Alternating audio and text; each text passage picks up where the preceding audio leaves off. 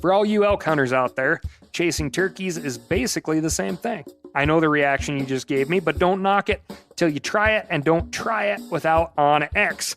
The Hunt app will not only help you find new areas on public ground, but I use it to find out landowner info to get permission on private ground that I see birds on as well. OnX Hunt has a special offer for you. Use code CAL to receive 20% off your membership at onxmaps.com/hunt and find more birds this spring.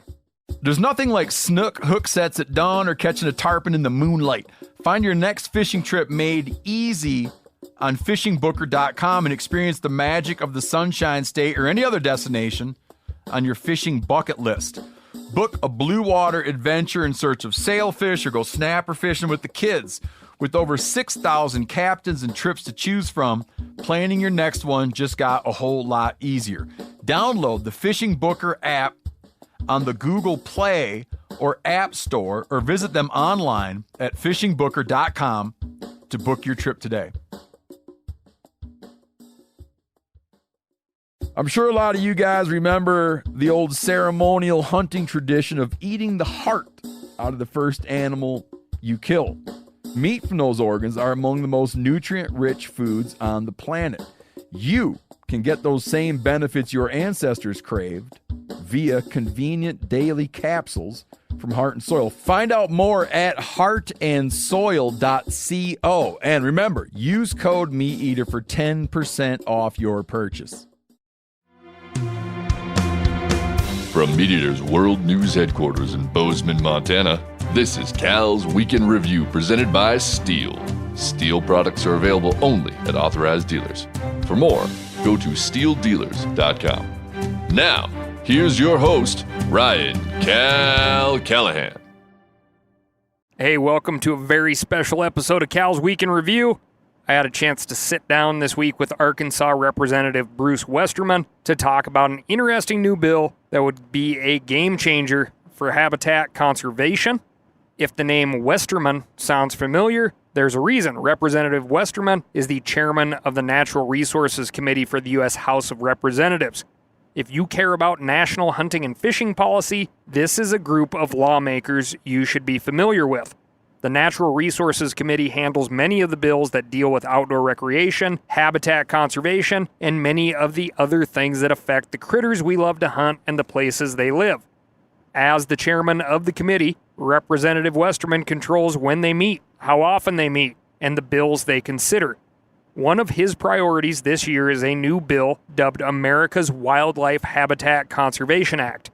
I'll let Representative Westerman explain the details, but here's the bottom line. This bill would authorize $300 million every year to state governments to allow them to better enact their wildlife action plans. These plans are targeted at species under threat of being listed as endangered, but the habitat work that would be accomplished would benefit all wildlife.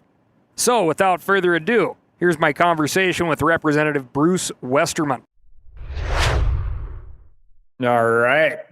Well, Cal's Weekend Review. We are joined today by Bruce Westerman, who represents Arkansas's 4th Congressional District in the United States House of Representatives, where he serves on the Committee on Transportation and Infrastructure and as chairman of the Committee on Natural Resources. Because we value your time, we're just going to get right into it. And we like to help break down where we can how government works for our listening audience here. So would like to just ease you in with, everybody's probably heard the phrase, and now the bill's in committee. What the heck does that mean? Well, it means the bill's been filed, and its first step that it's got to get through is to get through committee.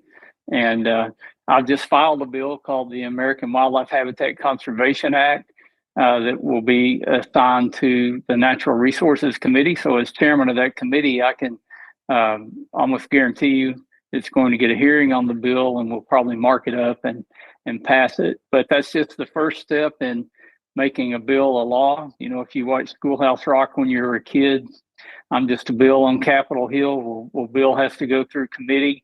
Then he needs to go through the House, needs to go through the Senate, And then you may even have a conference where you work out the differences between the House and the Senate, and eventually it gets on the president's desk. Now, that's the simple way that it happens. Bills can also latch on and ride on other bills, like the Farm Bill or some kind of an appropriations bill. There's a lot of ways to get things signed into law, but the purest, according to the rules of the House and the Senate, way to do it is to run it through committee, have regular order on it, debate it on the floor, pass it out of both chambers, and then conference together and get it on the president's desk. And what is like the most common thing that happens when a bill's in committee? Are you actively debating the merits of the bill, or what happens there? Now, the first thing we'll do, Ryan, is we'll have a hearing, which means we will bring subject experts in related to the content of the bill. And these may be people from the administration, it may be people from the private sector, it may be somebody from academia.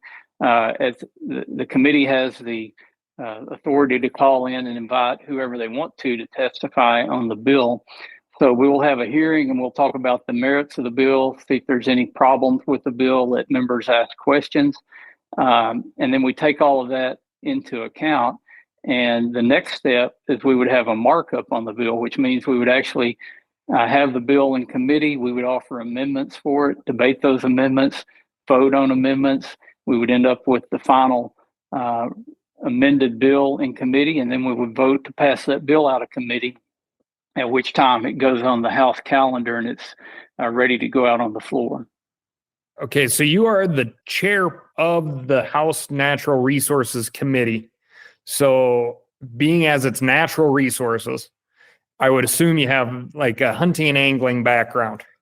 Yeah, I've got a lot of background in hunting and angling. When I was growing up, that's what we did for fun, and it's what I still do for fun today. So growing up in Arkansas, the natural state, I had ample opportunity to hunt a little bit of everything. Mainly as a kid, I would hunt squirrels and rabbits and quail and turkey and deer, a little bit of duck hunting. Of course, Arkansas has got some great duck hunting, not necessarily where I live, but in the southeast part of the state, in the district that I represent, has probably the best duck hunting maybe in the world.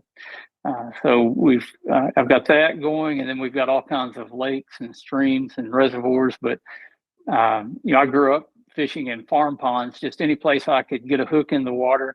That's what I did when I was a kid. And then went on to, well, I guess because hound hunting is always a hot topic. And since you've already opened up your hand and said that you know Clay Newcomb, if you had to introduce somebody to hound hunting for the first time, what would be your sales pitch? I would probably just take them squirrel hunting with a good squirrel dog. It's a great way to spend an afternoon. It's relaxing. There's a lot of movement. You can talk. You're waiting for the dogs to trail and tree, and then you rush up to the tree and spot the squirrel and shoot the squirrel out. And it's a great opportunity to get to spend some time in the woods and fellowship with other people and really have a great time. Also, we hunted deer with hounds when I was growing up and still do a little bit today. Some people may say there's not any sport in that, and I challenge them to try to shoot a deer running across a clear cut with a pack of hounds behind it. It's you got to be a pretty good shot to make that happen. But also, coon hunting is something I enjoyed doing growing up, and still every once in a while I'll get a chance to do that. I've got a friend that's got some coon hounds.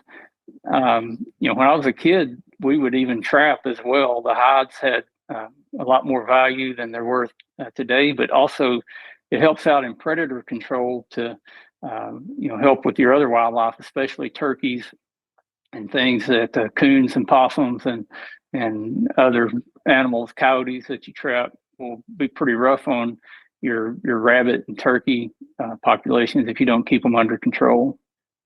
That's fantastic. And then went to forestry school. Yeah, well, I started off, I studied engineering in undergraduate school at the University of Arkansas. And then after I'd been out of school for a while, I went to Yale University and got a graduate degree in forestry. So I'm kind of an oddball to be serving in Congress. I'm I'm the only licensed professional engineer, and I'm the only forester in the House, the only licensed forester in Congress. I think Senator Risch studied forestry in undergraduate, but because of that, I get a lot of policy coming my way that deals with forestry and wildlife habitat. And the committee, if you look at the subcommittees of the full House Natural Resources Committee, we've got a subcommittee on water, wildlife, and fisheries, which U.S. Fish and Wildlife falls under that. We've got a subcommittee on federal land, so all the Forest Service, BLM, National Park Service, all the federal land agencies fall under the jurisdiction of our committee. And when you talk about wildlife and habitat, it all comes back to how you manage that habitat and take care of it. So I've got a real passion for us to utilize the habitat that we've got and the vast land that the public lands we've got in America could provide so much more wildlife habitat than what they're doing if we would just put the effort forward to manage those lands. So is that background where America's Wildlife Habitat Conservation Act comes from? What was the impetus for getting this started? Well, we're not getting the job done on the federal lands with our federal land management agencies for a myriad of reasons. For one thing, they just simply can't manage the land like they need to. But if you look at most states across the country, they have a state wildlife action plan, and they do a great job of implementing these action plans, but they're basically only doing it on state land and on some private land. So what the American Wildlife Habitat Conservation Act does is it will empower state agencies. Here in Arkansas, it would be the Arkansas Game and Fish Commission and the Arkansas Forestry Commission to go in and actually do management work on the federal lands. We've got about 3 million acres of federal land in Arkansas, and if you just managed a third of that the way it needs to be managed for wildlife, it would be huge. There would be people coming from all over to hunt turkeys and deer and quail. There's no reason we can't have natural populations of quail again, but we have to get out and manage this land. But the vast amount of land in our state is held by private landowners. So the American Wildlife Habitat Conservation Act would also allow these state agencies to go in and do management on private land. And you're going all the way back to Teddy Roosevelt when all these federal lands were being established. He recognized how important it was that we manage also on private land. And you've got a lot of what are called non-industrial private forest owners that may have anywhere from 20 acres to even 500 or 1,000 acres, anywhere in between that what they really want that land for is for wildlife habitat, but they don't have the resources or all the expertise to go in and manage it. So this program would allow the state agencies to partner with landowners to be able to manage their land as well. And it's got a provision in it. Say if the state agency is managing on federal land, and what we see across the country is our federal lands are way overstocked with timber, too many trees per acre. So we need to basically thin these forests and then do controlled burns, and it will work magic on wildlife habitat when we do that. So if the state agency does that, say on the Ouachita National Forest here where I live, then the timber that they thin out, they'll be able to sell that timber and keep the proceeds to go do more management work on additional land. So it will only take some seed money from the federal government to get these agencies up to speed and get things moving. And when you look at private land, say a landowner had 80 acres and he wanted better wildlife habitat on it, he could call this state agency and say, look, I've got this land. I don't know how to manage it, but I heard you've got a program where you can come in and manage it. And the state agency would do the same thing. They would look at it and say, the prescription you need is to thin your timber, to introduce some control burns, maybe put some food plots in. And with the private individual, when they sold the timber, they would just keep the proceeds that would cover the cost to do the work, and then the landowner would get to keep the remaining proceeds. Or if there wasn't enough timber on there to pay for the cost of the land, then the landowner could pitch in to make up the difference to get the management work done. And the thing about this is once you get this going, you can come back every 10 years or so and harvest more timber and do more management. So it would be perpetual in a funding mechanism to create better wildlife habitat. And also the states could just use the money to go out and do management on land that's not necessarily going to produce any kind of revenue to keep funding the program.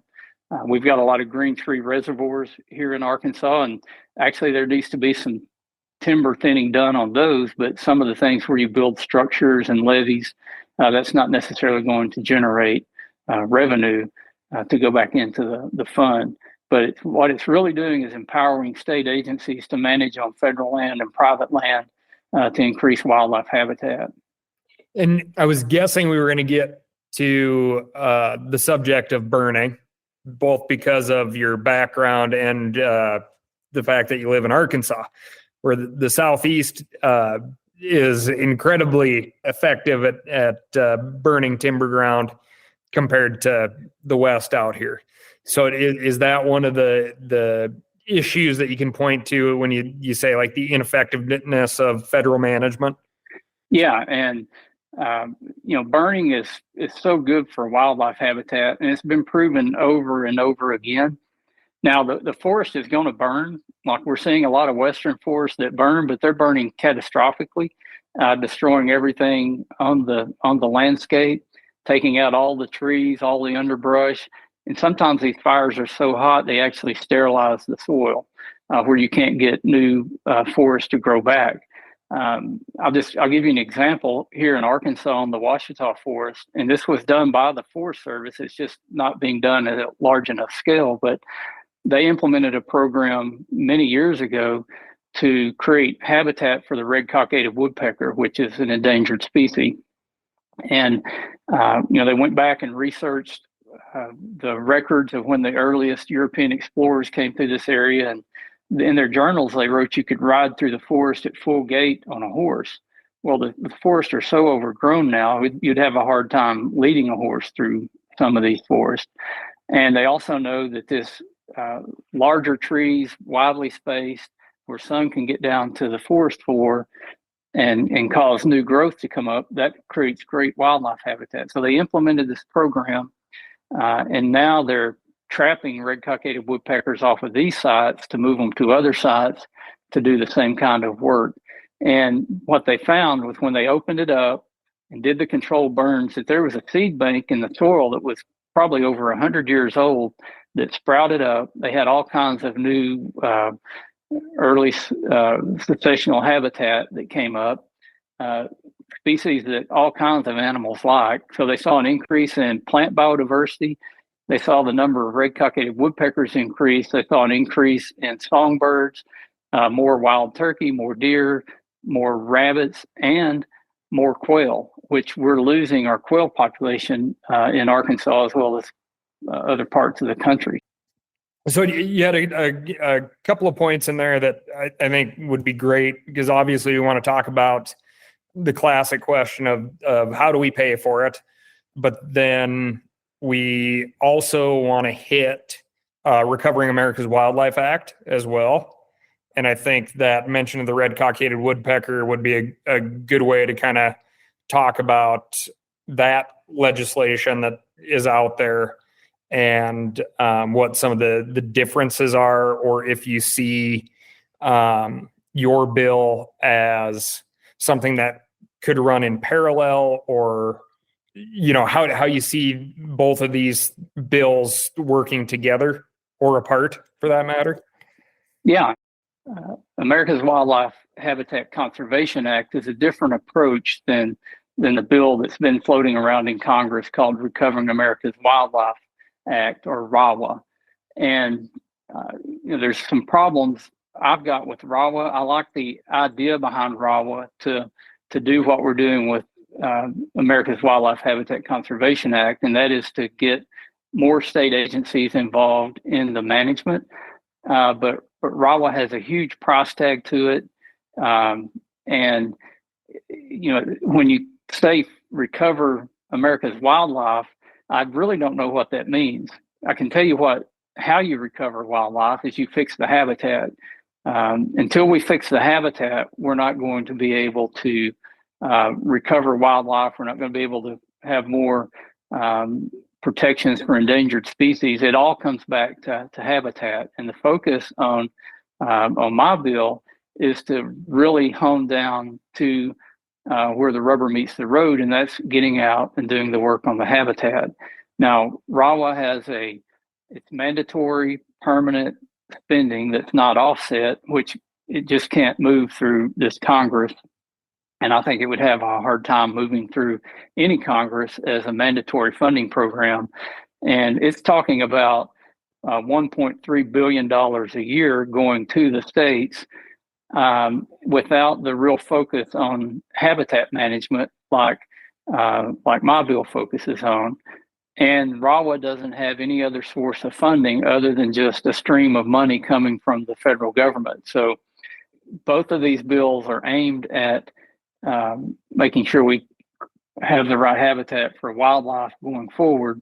I just think that the bill that we've got in committee right now is one that's going to achieve that better. It's going to work better with getting the state agencies out on the federal lands, and I think getting the state agencies working with the private landowners. So there's some good things about RAWA and some things I agree with in principle. I think it's just the approach in today's world of how it's funded and what the real emphasis is on it. You can't just throw money at a problem and fix it. You've got to have a program that will actually get work done on the ground, and that's what we're trying to achieve with the American Wildlife Habitat Conservation Act. Well, thank you for that. The anytime you see habitat in the title of a bill, I certainly get excited and think folks are thinking in the right direction. But another thing about the American Wildlife Habitat Conservation Act is it would be a 5-year authorization. So it's kind of like the farm bill that we've got now that works pretty well, where Congress would have to come back in 5 years and we could look at what's working and what's not working. If things needed to be tweaked, you would do that every 5 years when you updated the program. Yeah, especially when you talk habitat or forests, they're constantly changing. If you spend enough time out there, you always recognize that. So having some mobility to move and shake, I think could certainly be a benefit. For all you elk hunters out there, chasing turkeys is basically the same thing. I know the reaction you just gave me, but don't knock it till you try it, and don't try it without OnX. The Hunt app will not only help you find new areas on public ground, but I use it to find out landowner info to get permission on private ground that I see birds on as well. OnX Hunt has a special offer for you. Use code CAL to receive 20% off your membership at onxmaps.com/hunt and find more birds this spring. Now, a lot of you guys are familiar with the old hunting tradition of eating, some organ, the heart or a chunk of liver off the first animal you kill. I had that when I was a little kid, and it was a big deal. Organ meats were always prized by frontier people who knew the importance of getting a lot of different minerals and nutrients. And as often is the case, those guys were onto something, because organs are among the most nutrient-rich foods on the planet. And you can get the same benefits your ancestors craved via convenient daily capsules from Heart and Soil, made exclusively from regeneratively raised, grass-fed, and finished cattle. Heart and Soil's unique freeze-drying process means all those important nutrients are trapped in, ensuring you experience every one of the benefits of nature's superfood in a clean, convenient, taste-free capsule. Find out more at heartandsoil.co. And make sure to use code MeatEater for 10% off your purchase. That's heartandsoil.co. Use the code MeatEater. There's nothing like snook hook sets at dawn or catching a tarpon in the moonlight. Find your next fishing trip made easy on fishingbooker.com and experience the magic of the Sunshine State or any other destination on your fishing bucket list. Book a blue water adventure in search of sailfish or go snapper fishing with the kids. With over 6,000 captains and trips to choose from, planning your next one just got a whole lot easier. Download the Fishing Booker app on the Google Play or App Store, or visit them online at fishingbooker.com to book your trip today.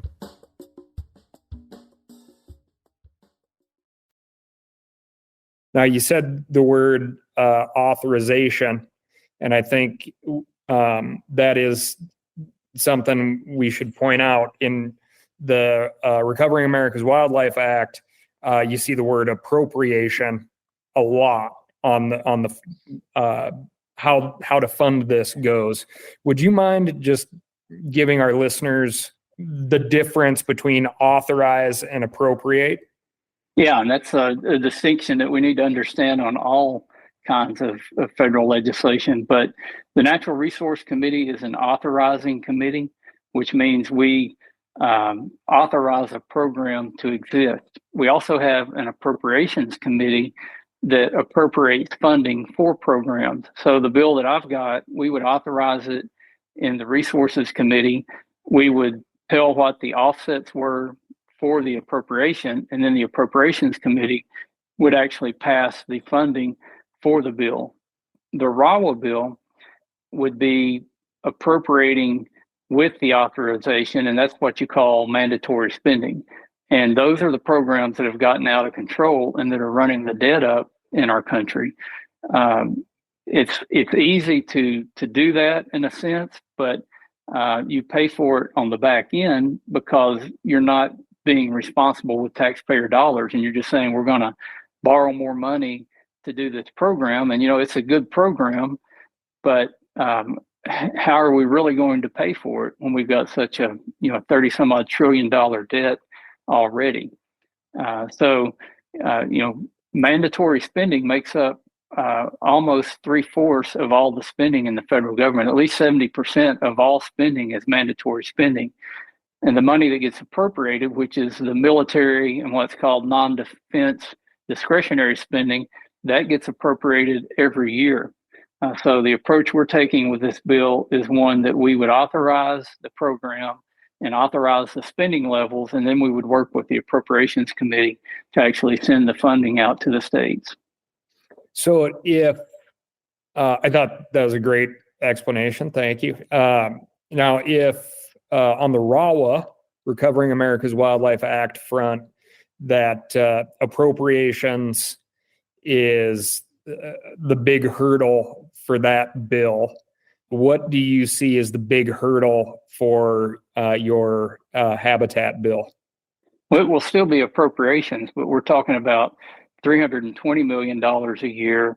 Plus, we know where we can offset that $320 million a year, where RAWA would be $1.3 billion a year from until Congress changed that. You wouldn't even have to go back and do any kind of appropriations after the bill were passed, because it would be a bill from Congress saying we're mandating that this program be funded.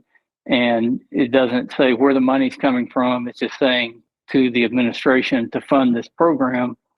And with my bill, with an appropriation, you get to look at it every year and see if it's being effective or not. You can increase or decrease the appropriation accordingly.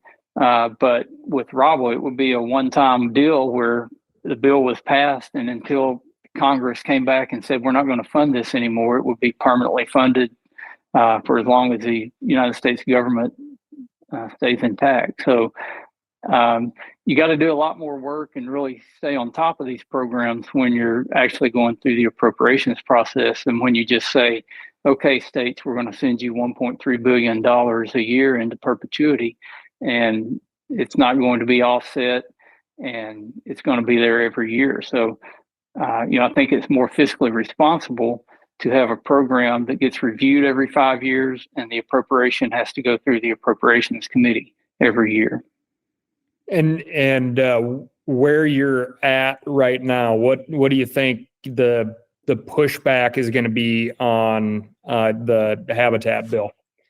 I really don't think there should be a pushback because we've identified offsets for the appropriation. I think if there's a pushback, I think it'll just be politics with us being an election year. But I'm still planning to have a hearing on the bill, pass the bill out of committee, and hopefully be able to move it through Congress and we can start getting this work done on the ground to actually help the habitat, which is, as we already talked about, is the key in getting more wildlife. Is it's like the baseball movie: if you build it, they will come. If you create habitat, wildlife will come to that habitat. That's right. Field of Dreams. It's Yeah. very appropriate for upland bird hunters, whitetail hunters, everybody. Yeah. I can see it right now. Where are you at on co-sponsors? I think we've got about 20 co-sponsors right now in the House, and we just filed the bill last week. I think we'll probably pick up more co-sponsors as we move through the process. I've talked to a lot of my colleagues on the other side of the aisle about co-sponsoring it, and they've been reluctant to do that so far. I think is because they're pushing for RAWA, and they see this as a threat to RAWA, which really, if they can get RAWA passed with the funding at some point down the road, the two could probably work in conjunction. But the goal is the same overall, and that's to increase the amount of wildlife in America. But to do that, it's going to have to be focused on habitat. And we're also another component of the American Wildlife Habitat Conservation Act is we would partner with tribes. There's a lot of tribal land, and tribes do a pretty good job of managing their land. I was out in New Mexico with the Mescalero Apache, and they've got some of the most beautiful ponderosa pine habitat out there I've seen anywhere. And they've also got monster elk that are on that reservation. And these tribes know how to manage the land.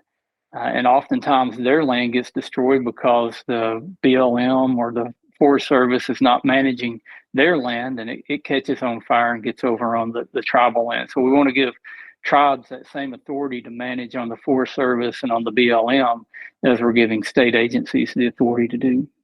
And would the state or the tribal authority, would they be putting in for bids for that management? Or yeah, I think that's how it would work. So you would actually see a growth in the private sector. You're going to need people on the ground doing the work, and if you've got the state agency coordinating that, they're going to have contacts with loggers, with other people who do controlled burns and those sort of things, and they'll have a pool of those resources, even consulting foresters and consulting wildlife biologists that they would probably employ to go out and do a lot of this work on the ground. So I think you would see a growth in the private sector as well because of the people that you would need to actually go out and do the work. And same thing with the tribes. And some tribes have their own crews that do the work, but we're talking about enough work here that it's going to take more people and more equipment to actually get it done. When you talk about some of the federal inability to manage, what does that stem from? This is obviously in your experience type of question.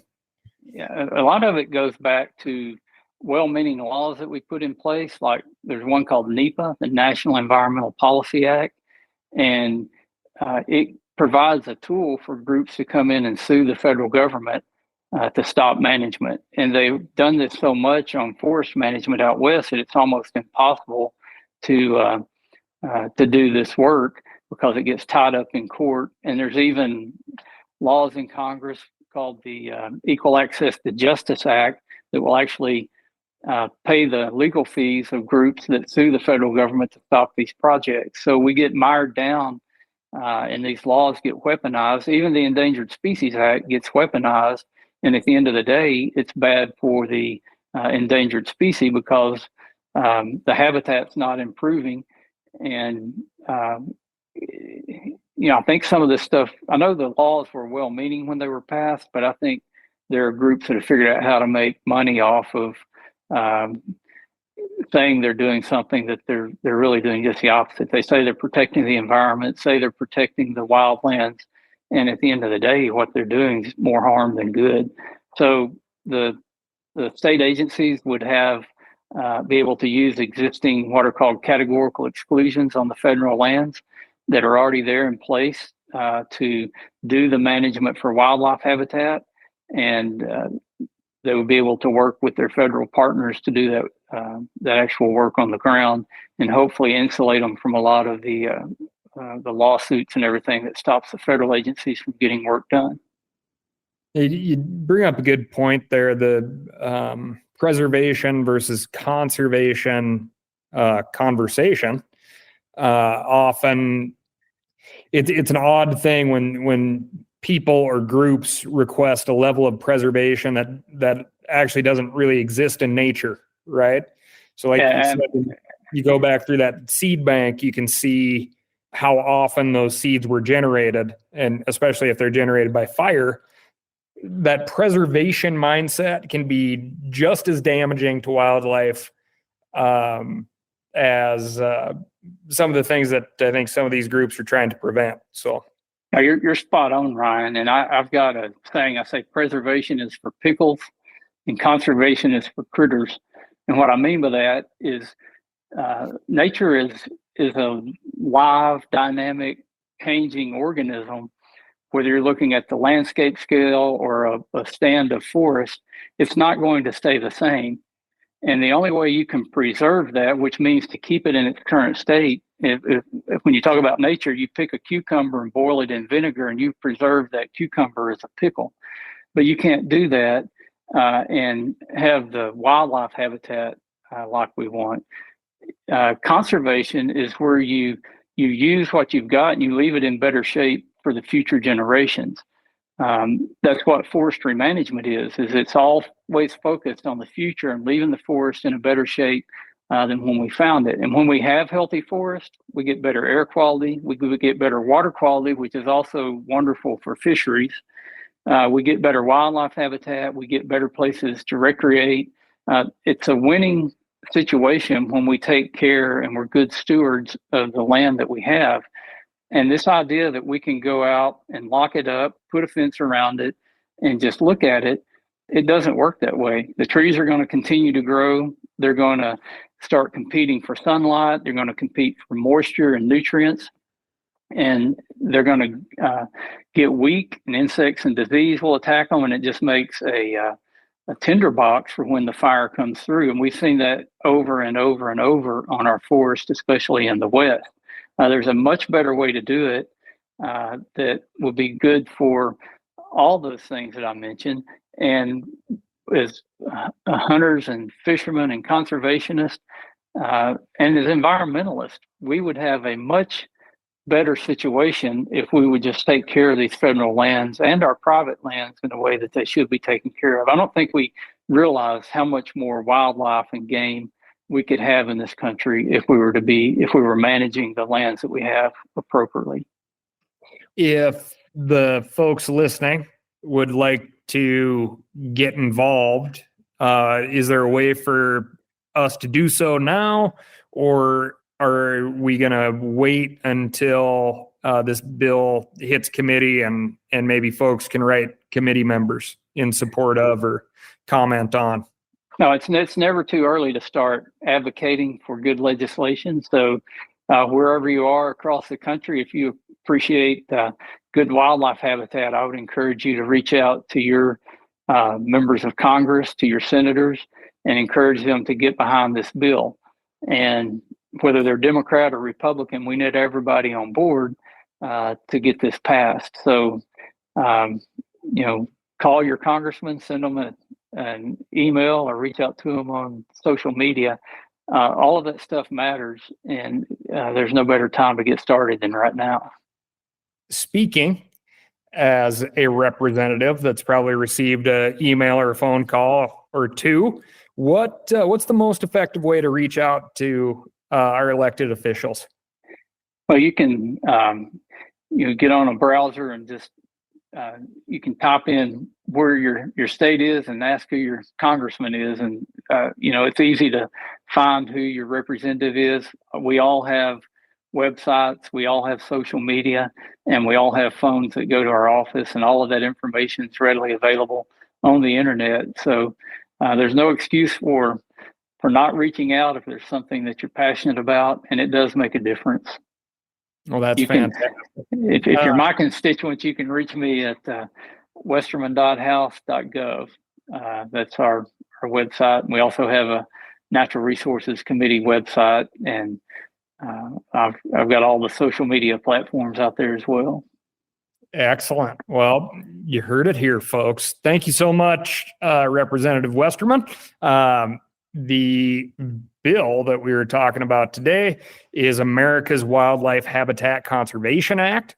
Yeah, and you heard it here. If you want to get involved, write, email, stand up, wave your hand, and get in touch with your elected officials. Let them know that the great out of doors is important to you. That's where you like to spend your time and your money, and bring the family. So again, thank you very much. And we'll be keeping everybody posted on the progress. Well, appreciate it, Ryan, and appreciate what you guys do. Very popular platform that you've got out there. And I'll hear strangers talking about meat eaters all the time. So y'all are doing the Lord's work, and appreciate your dedication to conservation and to the things that a lot of us really enjoy. Oh, well, thank you so much. I got an old outfitter that I worked for whose wife is just a fanatical Razorback. So I'm already getting brownie points from her for having you on. Go Hogs. Yeah. Okay, yeah. Thank you so much for listening. Very important for you to know here that Recovering America's Wildlife Act, which has been in the works for a really long time, that we mentioned here during this segment many times, that is still active. It's still growing sponsors. And if you want the opinion piece side of this, it goes back to appropriation versus authorization. Now, for me, as the wildlife habitat access loving dude that I am, I would rather have appropriation. That means the dollars are put in the fund and they are meant to be spent on wildlife and habitat. As Representative Westerman points out, that may not be able to get done. It's not super palatable for a lot of fiscally conservative folks because it's money that is in a fund, ready to go. It has to be spent, and that can raise some red flags with some folks. Whereas the authorization mode of transport for Representative Westerman's bill is, it's got some good and bad things. You're going to be able to control where the money comes from, but you may have to fight for that money each and every year. Got it? Yeah, make up your own mind. That's why I'm here. Thank you so much for listening. Remember to write in to ASKCAL. That's askcal@themeateater.com, and let me know what's going on in your neck of the woods. If you're liking these interviews, let us know who you want to interview next. We'll get on it. Thanks again. We'll talk to you next week.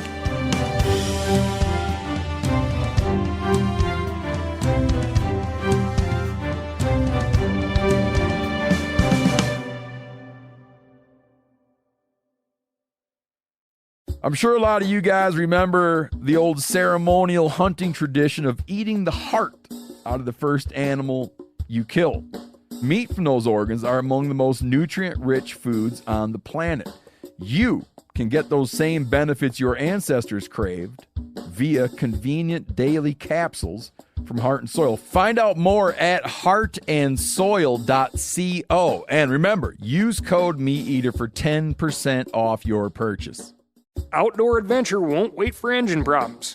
Things like hard starts, rough performance, and lost fuel economy are often caused by fuel gum and varnish buildup. Seafoam can help your engine run better and last longer. Simply pour a can in your gas tank. Hunters and anglers rely on Seafoam to keep their engines running the way it should the entire season. Pick up a can of Seafoam today at your local auto parts store or visit seafoamworks.com to learn more. That's seafoamworks.com to learn more.